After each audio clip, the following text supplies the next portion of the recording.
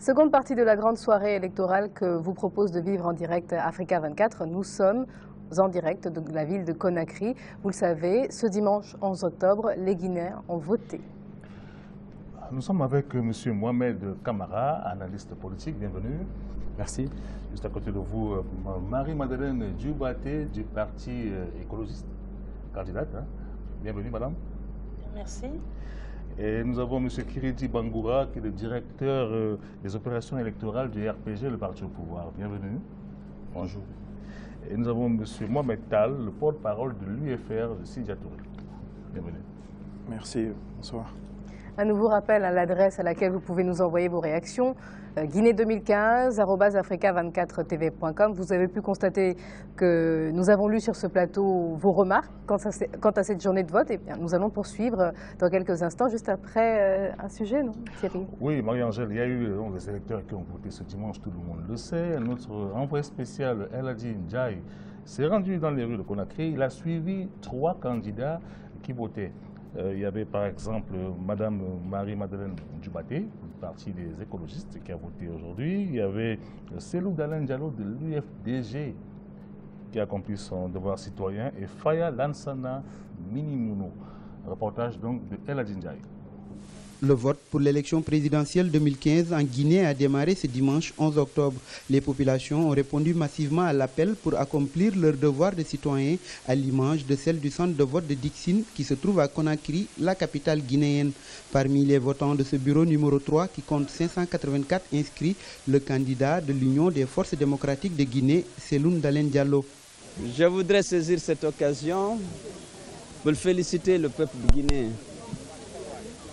Parce que la campagne a été une campagne globalement apaisée. Il n'y a pas eu beaucoup de violence, il faut s'en réjouir. Et espérer qu'il n'y en aura pas après les élections. Et que le peuple de Guinée fera preuve de maturité et de civisme, de manière à éviter les violences. Maintenant, c'est le moment d'être vigilant, de faire en sorte que le suffrage des Guinéens soit respecté, qu'il soit sécurisé pour que le meilleur gagne. Et je souhaite que tout le monde, tous les candidats, tous les électeurs fassent preuve d'un fair play exemplaire pour que notre pays ne soit pas soumis à une violence qui pourrait déboucher sur des situations qu'on ne pourrait pas maîtriser. Autre lieu, autre ambiance, nous sommes au quartier de Anta. Le centre du collège Emmaüs, qui compte une dizaine de bureaux de vote, a enregistré plus de 700 électeurs. Parmi les votants, le candidat du bloc libéral, Faya Lansana Minimouno. Pour lui, certaines irrégularités ont déjà été notées. On nous signale déjà beaucoup de problèmes à travers le pays. Nous souhaitons que ces problèmes vont se corriger et immédiatement, parce qu'en Haute-Guinée, on nous a signalé dans au moins 4 préfectures que les assesseurs de l'opposition sont systématiquement chassés des bureaux de vote, ainsi que les délégués. Si les assesseurs et les délégués dans les bureaux de vote sont chassés et qu'on n'ait pas de témoins, il est clair que les résultats qui sortiront de tout bureau de vote où nous n'avons pas d'assesseurs, où nous n'avons pas de délégués, ça ne sera pas accepté. Malgré ces contraintes, le vote des candidats se poursuit. La candidate du Parti écologiste Marie-Madeleine Djubaté a voté à la garderie maternelle Jody au quartier Kipé. Nous savons tous que ce n'est pas une élection transparente. La communauté internationale aussi le sait très bien. Ils ont poussé cette élection, mais ils savent très bien qu'il y a des problèmes au niveau de l'assainissement du fichier. Malgré tout, on va aux élections. Parce qu'on ne peut pas laisser un candidat aller tout seul. À un moment, il faut qu'on aille, il faut que notre voix aussi porte. Il faut aussi qu'on ait un message à passer, quelle que soit l'issue de cette élection, quelle que soit l'issue du résultat de cette élection. On va compter aussi dans le paysage politique national. Ce dimanche, qui est une journée historique en Guinée, marque le premier tour d'une élection présidentielle très attendue par le peuple guinéen. Madame Djubaté, après vous être exprimée dans ce reportage, il est à présent temps de nous dire sur ce plateau comment vous avez vécu cette première journée de vote en tant que candidate à l'élection présidentielle. Ça a été, pour tout dire, très difficile. Ça a été difficile pour plusieurs raisons parce qu'il faut faire comprendre aussi à nos militants il y a des problèmes. On a été confrontés à des problèmes. On a eu, comme ils l'ont dit tout à l'heure dans le reportage, on a eu des assesseurs qui ont été chassés. Il y a des chefs de quartier, donc on ne sait pas qu'est-ce que les chefs de quartier ont à voir, par exemple, dans cette élection. Des chefs de quartier qui se sont permis de dire que les assesseurs n'avaient pas le droit d'être présents. On a eu des problèmes aussi avec les délégués. Nous avons vu donc pas mal d'anomalies, certains bureaux de vote qui n'étaient pas ouverts à temps, certains bureaux de vote aussi qui n'avaient pas d'enveloppe. Ça a été mal organisé pour être honnête. Je pense que la CENI n'a pas fait son travail et je pense qu'on n'était pas prêt à aller aux élections. Malgré tout, nous y avons été parce que, comme je l'ai dit, la communauté internationale a beaucoup poussé. Donc, on n'avait pas le choix, il fallait y aller et nous sommes à l'apprentissage de la démocratie. La Guinée, je le dis souvent, est à la maternelle de la démocratie. Nous avons beaucoup à faire encore pour arriver vraiment à une vraie démocratie. Nous avons des populations analphabètes parce qu'on m'a beaucoup tiré dessus en disant que peut-être que Madame Dioubaté travaille avec le RPG. En fait, ce n'est pas ça du tout. Le problème, c'est que nous avons eu en 2010 des élections qui ont été terribles, qui pouvaient conduire à la guerre civile. On a peut-être encore le même scénario. Donc, en fait, je joue plutôt la carte de l'apaisement en disant que, bon, l'élection, elle est tronquée. On sait déjà qui sera le vainqueur. Mais permettez-moi de vous interrompre juste sur un propos en particulier. Vous avez dit qu'effectivement, il y avait des problèmes au niveau des retards, des enveloppes. Sur ce plateau, juste avant, nous avions des observateurs qui étaient présents et qui ont répondu justement à ces problématiques en disant que la CENI avait été réactive lorsqu'elle avait été alertée d'un certain nombre de problèmes dans ses bureaux de vote et avait réagi assez rapidement. Vous n'avez pas noté ça ? Dans certains endroits, parce que j'ai eu un problème par exemple à Kerouané où on avait refusé par exemple nos ordres de mission. Donc j'ai remonté l'information effectivement aux observateurs et après quelque temps ça a été réglé. Mais ce n'est pas partout le cas. Nous avons eu par exemple des cas à l'Abbé. À l'Abbé par exemple dans le quartier de Dakar, dans le bureau de vote numéro 12, nos délégués avaient constaté qu'il y avait des bulletins pré-remplis par exemple. Donc ce sont des choses que nous avons constatées. Mais comme je vous l'ai dit, nous n'allons pas polémiquer. Je pense que si nous ne sommes pas d'accord avec les résultats de cette élection, il y a des juridictions, il y a des recours. Et moi, je passerai, s'il y avait des recours, on passerait certainement, on verra après avec le collectif des autres candidats, comment on va régler ça. Mais je pense qu'il y a des recours et les recours, ça passe par la Cour constitutionnelle. Monsieur Kirili Bangoura, vous, au niveau du RPG, comment est-ce que vous avez trouvé ces élections au niveau de l'organisation? Je voudrais paraphraser un citoyen guinéen, candidat à la présidence, qui vient de dire tout à l'heure qu'il félicite le peuple de Guinée pour sa maturité, pour son humanité et sa capacité, et sa résilience depuis quelques années pour faire progresser le système démocratique dans notre pays. Et je crois qu'il faut qu'on soit tous très modestes. Il y a plus de 14 000 bureaux de vote. Est-ce que tout le monde était présent dans les 14 000 bureaux de vote comme le code électoral, comme la loi électorale malheureusement? Le code qui a été désincarné dans sa partie réglementaire par le CNT passé. Est-ce que tout le monde a usé des droits et prérogatives que le code électoral du pays lui donne? Est-ce que les candidats étaient tous représentés? Vous pensez que ça n'a pas été le cas? Je pose la question. Parce que, en fait, pour apprécier... Moi, je vous pose la question.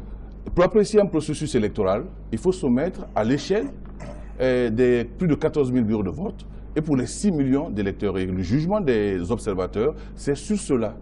Ce n'est pas sur un ou l'autre cas. Deuxièmement, le principe d'équité. Est-ce que les anomalies, les retards ont favorisé ou défavorisé un candidat? Non. Les constats ont été faits sur l'ensemble du territoire national. Il y a eu des problèmes partout. Et heureusement, la CENI a été assez réactive. Nous, on a mis en place une organisation qui nous permettait de remonter chaque fois l'information à la CENI et de demander les corrections.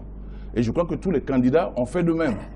Et donc, s'il y a eu retard, s'il y a eu dysfonctionnement, cela n'a avantagé aucun des candidats, ça a handicapé tous les candidats. La preuve, la CENI a été obligée de décider de laisser les bureaux de vote en ouverture jusqu'au-delà de 20 heures. c'est extrêmement important. L'autre principe, c'est le libre accès et des candidats et des citoyens à l'exercice de leurs droits. Cela aussi a été observé partout. Et c'est pour ça que je paraphrase toujours ce grand citoyen qui vient de parler, qui a dit que la campagne a été apaisée.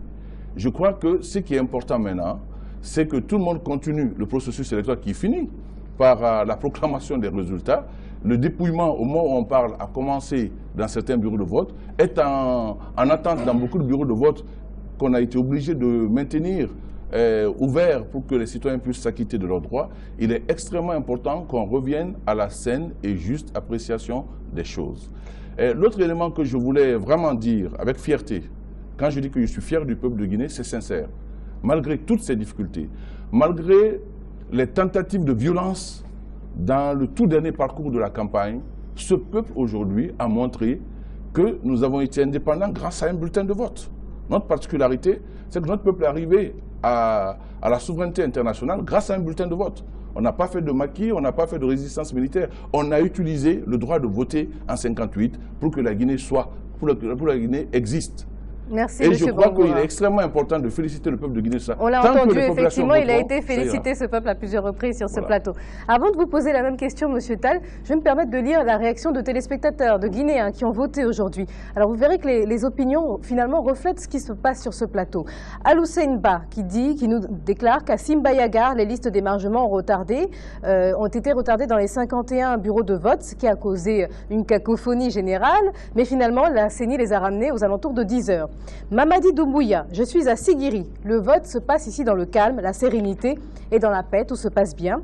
Mamadi Doumbouya, également, beaucoup d'anomalies finalement, il faut le dire. Certains bureaux n'ont pas de liste. Amara Kamara, ici à Sangaya, le vote se passe très bien, sans bousculade, la main dans la main, la joie et le rire. Vraiment, je suis content pour la maturité des gens de ce quartier. Alors, je me tourne vers vous pour savoir effectivement comment vous avez vécu cette journée. Qu'est-ce que vous avez noté? Qu'est-ce qui vous a interpellé? Il y a deux choses à noter. La première, c'est effectivement le calme qui a régné dans cette journée électorale. C'est vrai qu'on n'a pas eu à déplorer des scènes de violence. La deuxième chose qui est extrêmement grave, aujourd'hui c'est un rendez-vous pour le peuple de Guinée pour choisir son futur président, pour exercer un droit qu'il a, le droit de vote. Mais ce droit, pour l'exercer, ça suppose un certain nombre de préparations. On s'attendait à ce que la CENI soit aujourd'hui en mesure de mettre à disposition des Guinéens les conditions idoines pour qu'ils exercent leurs droits. Ces conditions sont le déploiement du matériel à temps pour permettre aux Guinéens de voter. Malheureusement, un peu partout, nous avons constaté un retard énorme dans le déploiement de ce matériel et dans certaines zones, carrément une absence de déploiement. Je donnerai deux chiffres accablants pour la CENI et qui jettent un discrédit sérieux sur le processus. Il s'agit de la disponibilité des bulletins de vote et des enveloppes sécurisées. En ce qui concerne les bulletins de vote, il y a un quart de l'ensemble des bureaux de vote qui n'avaient pas de bulletins de vote. Un quart, c'est énorme. C'est au moins 1 million de bulletins qui manquaient. En ce qui concerne les enveloppes sécurisées, il y avait carrément un tiers qui manquait. Un quart de l'ensemble des bureaux de vote. De l'ensemble des bureaux de vote étaient privés de bulletins. C'est source commissaire de la CENI. Et d'ailleurs, un quart des bulletins manquants, un tiers des enveloppes qui manquaient sur l'ensemble du territoire, ça a amené la CENI à demander l'avis de la Cour constitutionnelle sur la validité des votes sans enveloppe, des bulletins qui seraient déposés dans l'urne sans qu'ils ne soient au préalable mis dans l'enveloppe. Donc, c'est dire que c'est grave. Et la CENI a dû, à cause de ce désordre, prolonger un peu, reporter un peu la fermeture des bureaux de vote à 20 h. Il y a une autre anomalie qui laisse la porte ouverte à un certain nombre de cas de fraude, c'est la possibilité de voter dans les bureaux de vote sans figurer sur la liste d'émargement. Donc, il y a de graves anomalies, graves entorses qui pourraient compromettre un peu la crédibilité du scrutin. Bon, vous savez, il faut féliciter la population guinéenne, mais Je pense que même les slogans qui avaient été utilisés par les candidats, et les deux sont en face, la mouvance et l'opposition, un dit un coup KO comme si c'était sur un ring de boxe, un autre dit un coup dehors comme si c'était une expulsion musclée. Donc c'était assez symptomatique de ce qui allait prévaloir, d'éteindre sur le terrain. Ils sont tous en train de tomber sur la CENI à bras raccourcis. Mais bon sang de bon Dieu, ils sont les deux responsables de la mise en place d'une CENI politique. Quand des commissaires, indépendamment de l'analyse que l'on peut faire sur les commissaires, je parle de la manière de la désignation. Quand il y a 80% de politiciens qu'on retrouve au niveau d'une commission, dès lors que c'est un contexte de crise de confiance entre les acteurs, s'ils obéissaient à leur base, ils auraient violé le serment prêté devant la Cour suprême et la loi sur leur indépendance. S'ils n'écoutaient pas leur base vont les accuser d'avoir été achetés. Moi, je pense qu'on est arrivé à un certain niveau où, pour être président ou présidente maintenant en République de Guinée, il faut véritablement mouiller le maillot. Et comme il y a le contentieux maintenant qui va s'ouvrir, il faut encourager les acteurs à explorer les voies de recours juridictionnels. Et c'est pourquoi la CENI, d'ailleurs, malgré les anomalies, était obligée de se référer au niveau de la Cour constitutionnelle, parce qu'il est dit à l'article 2 de la loi électorale que les cours et les tribunaux peuvent prescrire toute mesure utile au bon déroulement d'un scrutin. C'est autant vous dire que les acteurs étaient obligés d'aller. Maintenant, la mouvance avait peur et l'opposition faisait du paradoxe. Comment la mouvance avait peur? Entre la date du premier tour et la fin du mandat présidentiel, c'est le 11 octobre, et la fin du mandat le 21 décembre à minuit, il s'écoule 71 jours. Or, constitutionnellement, le minimum qu'il faut, c'est 60 jours. Le maximum, c'est 90 jours. Qu'est-ce qui allait empêcher la mouvance et la CENI d'accepter de reporter jusqu'au dimanche 18 pour ne serait-ce que permettre l'acheminement du matériel, pas de régler tout? Qu'est-ce qui empêchait également l'opposition, qui est à la demande d'un report et qui pactise avec ce même accord pour aller jusqu'à clore en apothéose la campagne. Vous dites en amont, non, faites le report, mais vous ne dites pas, bon, oh là là, oh là là, oh là là. Arrêtons tout ici parce que franchement, en partant comme cela, on aura fait la politique de l'Autriche en plantant le bec dans le sable et en disant, Dieu arrive. Donc je pense qu'il faut aller maintenant vers le retour d'expérience. Le législateur d'abord, la CENI d'ailleurs, je termine là-dessus, monsieur. Quand vous prenez l'article 21 de la loi sur la CENI, ça indique que la CENI, dès après la proclamation des résultats définitifs, ses démembrements perdent leur mandat. Ce qui fait que la CENI est comme un général sans troupe. Alors que le fichier électoral, qui est un enjeu capital, doit être mis au goût du jour du 1er octobre au 31 décembre. Mais est-ce que 25 personnes peuvent suivre pour ça? Merci. On va aborder l'un des thèmes qui a été central lors de cette campagne-là. Il s'agit de l'accès à l'eau potable, il s'agit de l'accès à l'électricité. Il y a eu une amélioration qui a été notée grâce notamment au lancement du barrage hydroélectrique de Kaleta. Mais certains candidats estiment que les efforts doivent être encore faits dans ce domaine-là. On suit ce reportage de Emmanuel Minimounou. Le 28 septembre 2015, le président guinéen Alpha Condé a inauguré le plus grand barrage hydroélectrique du pays, celui de Kaleta, avec une capacité de production de 240 MW, ce qui a permis d'améliorer sensiblement la fourniture d'électricité dans la capitale Conakry et plusieurs villes de l'intérieur du pays. La Guinée dispose d'énormes potentialités dans ce secteur, mais qui restent encore inexploitées. Cela pousse certains leaders politiques candidats à l'élection présidentielle à affirmer que des efforts restent encore à fournir pour perfectionner le secteur. Un barrage a été construit dont la capacité installée est de 240 MW, mais qui, en période d'étiage, c'est-à-dire pendant 6 mois, n'en produira que 34. Donc cela ne résout pas la question. Le plus grave, c'est que pendant 5 ans, il n'y a pas eu d'électricité en Guinée. On a attendu que ce barrage soit terminé en période électorale pour pouvoir l'inaugurer. La Guinée est considérée comme étant le château d'eau d'Afrique de l'Ouest avec la plupart des grands fleuves de la sous-région qui y prennent leur source. Ce n'est qu'à partir de 2012 que les populations, notamment de l'intérieur du pays, ont pu accéder pour la première fois à l'électricité et à l'eau potable. Pour mieux renforcer la fourniture de ces services sociaux de base aux Guinéens, d'autres leaders politiques proposent de diversifier les formes d'énergie. Et si aujourd'hui nous arrivons à attaquer le problème en utilisant toutes les sources d'énergie, c'est-à-dire l'éolienne, l'eau solaire, l'hydro, nous pouvons arriver à satisfaire en un temps record, n'est-ce pas, non seulement les besoins domestiques, mais aussi les besoins industriels. Parce que pour que les Guinéens bénéficient de leur sous-sol, de toutes les mines que nous avons dans notre sous-sol, il faudrait que nous soyons un jour capables de transformer, n'est-ce pas, notre bauxite en alumine, de l'alumine en aluminium. Malgré ses nombreuses ressources naturelles, la Guinée est confrontée à des problèmes d'électricité et d'accès à l'eau potable. Cette situation affecte les conditions de vie des populations et freine le développement économique du pays. Pour faire du rêve eau et électricité pour tous une réalité, les différents régimes qui se sont succédés au pouvoir ont fait des promesses, mais les problèmes persistent toujours. Ce n'est que récemment que la situation a connu une réelle amélioration.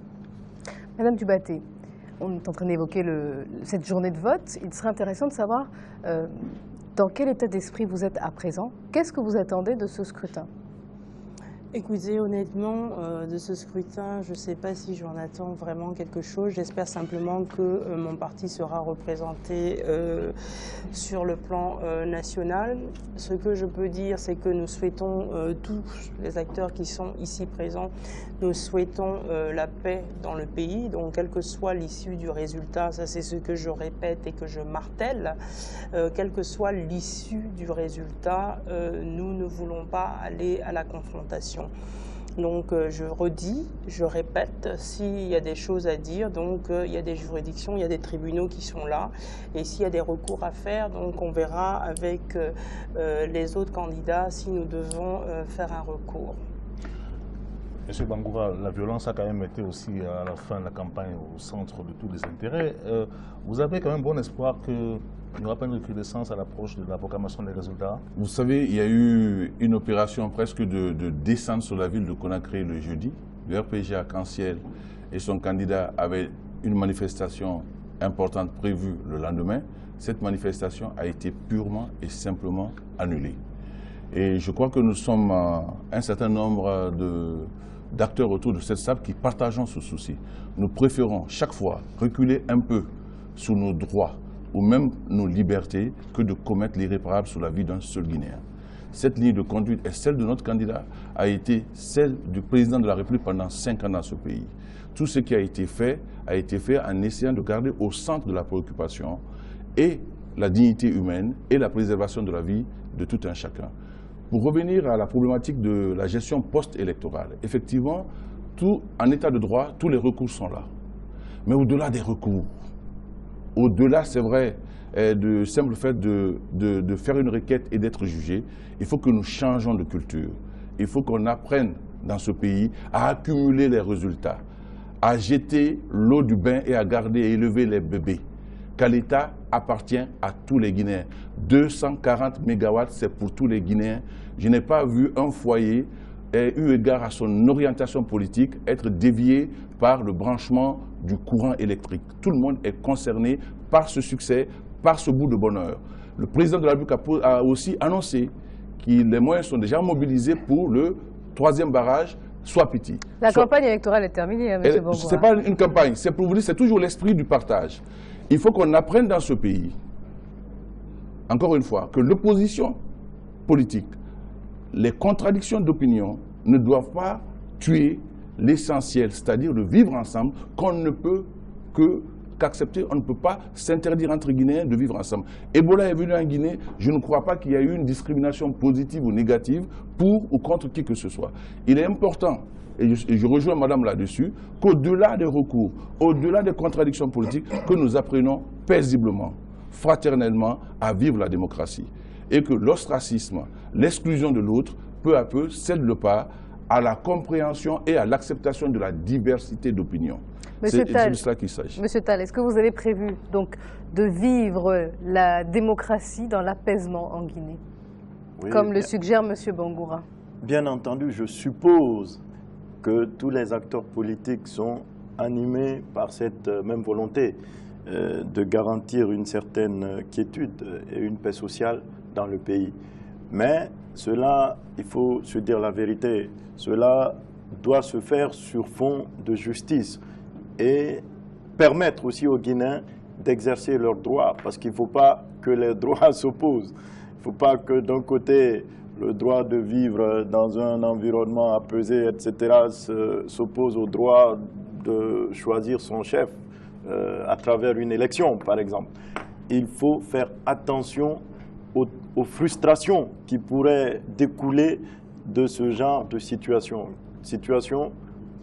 d'exclusion dont parlait tout à l'heure mon cher frère. Il faut éviter ce genre de situation. Bien entendu, nous allons tout faire pour sauver la paix dans le pays, mais il ne faut pas oublier que les Guinéens ont aussi des droits et qui pourraient revendiquer ces droits-là. Nous sommes tous ici pour essayer de sensibiliser, de jouer notre rôle, mais il faut que chacun prenne ses responsabilités pour ne pas abuser de la confiance ou en tout cas de ne pas priver une partie importante des Guinéens de leurs droits. Et Madame Djubaté, oui. Deux mots.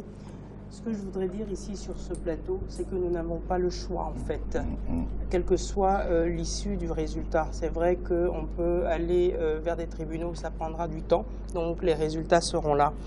Ce que je veux dire, nous n'avons pas le choix parce que si nous voulons vraiment développer maintenant le pays, il faut qu'on aille vers l'apaisement et ça, quel que soit, qu'on soit de la mouvance ou qu'on soit contre la mouvance, on est obligé parce que les investisseurs ne viendront pas mettre de l'argent dans ce pays quand ils verront qu'il y a tout le temps des tensions, il y a tout le temps des conflits.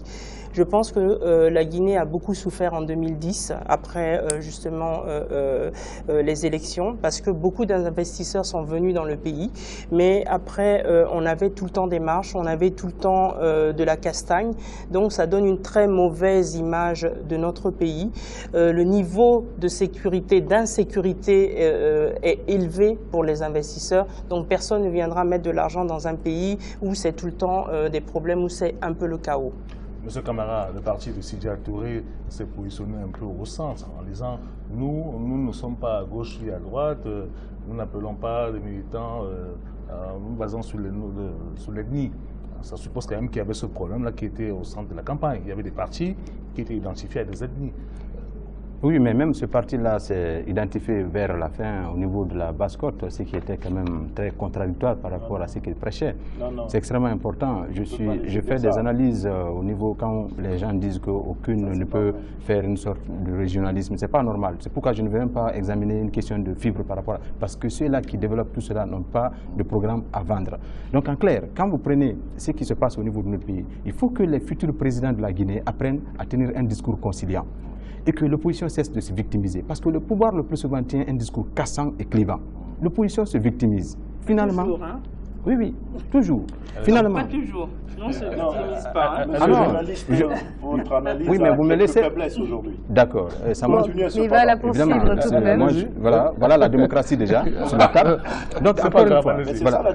Je ne me considère pas comme une victime. Encore une fois. De toutes les façons, les citoyens sont à l'écoute parce que de toutes les façons, il y a eu 22 manifestations sur ce régime. Et si un accord pouvait être obtenu au forceps grâce à la volonté des pouvoirs publics et de l'opposition, on pouvait arriver à cela en attendant qu'il n'y ait pas assez de dégâts.